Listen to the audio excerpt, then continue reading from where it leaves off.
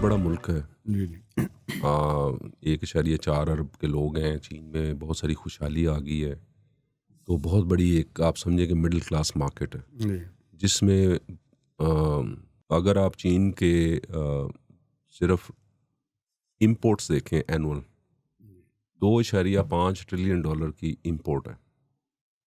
हाँ, उसके अंदर जब आप उसको ब्रेक डाउन करते हैं, इसकी हमने इंटरनल खुद स्टडी की थी, इंटरनली खुद अपने इनिशिएटिव पे वेरी एम्बेसी इम्पोर्टेंट, में। Very important. उसके स्टार्ट करके तो हमने देखा कि कौन से मुल्क कौन सी प्रोडक्ट्स किन सेक्टर्स में चीन को बेच रहे हैं, उसका वॉल्यूम क्या है, उसका नंबर क्या है, वेरी हम इम्पोर्टेंट। किधर हैं।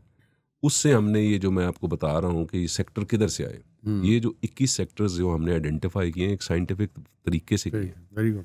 सो ये उस वक्त जो है, उस वक्त में हमने नंबर्स को देखा कि चीन में 2.5 ट्रिलियन है, तो उसमें जब आप फूड एंड एग्रीकल्चर को जाते हैं तो वो भी बिलियंस ऑफ डॉलर्स बिलियंस में। Of dollar. उसमें मीट लें, दूसरी चीज़ें लें, तो इम्पोर्ट हो रही हैं खाने की चीज़ें।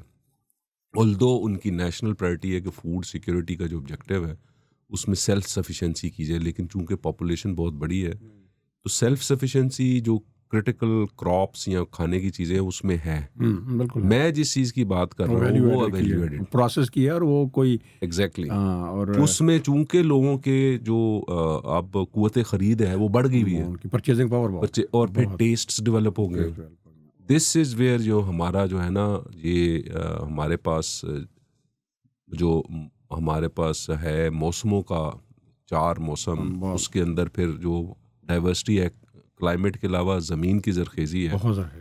तो इधर हमारा है एडवांटेज, कंपैरेटिव एडवांटेज जिसको कहा जाता है।